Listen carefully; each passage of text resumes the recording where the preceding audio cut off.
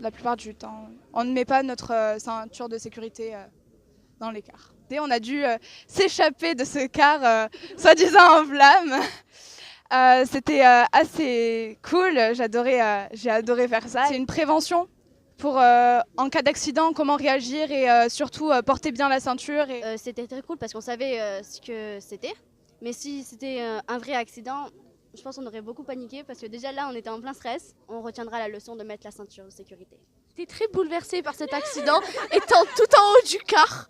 Quand on est en haut, on ne sait plus trop quoi faire et heureusement que j'avais la ceinture de sécurité.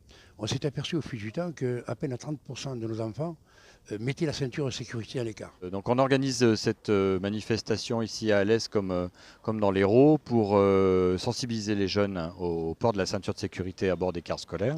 Parce qu'en fait on constate malheureusement que beaucoup d'entre eux ne la mettent pas et que malgré les formations qu'on donne aux conducteurs, ceux-ci ne peuvent pas être derrière chaque élève qui monte, vérifier qu'il ait sa ceinture à chaque arrêt. On a découvert en fait cet outil qui permet donc de rendre ludique cette sensibilisation et ce car se renverse. On se retrouve donc un peu les jambes en l'air et à ce moment-là on comprend très bien quoi c'est une ceinture de sécurité.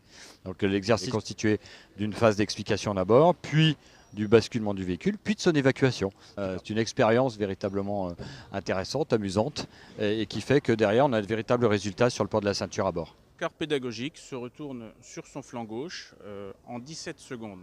C'est bien plus lent que la réalité. En réalité, c'est 3 à 4 secondes.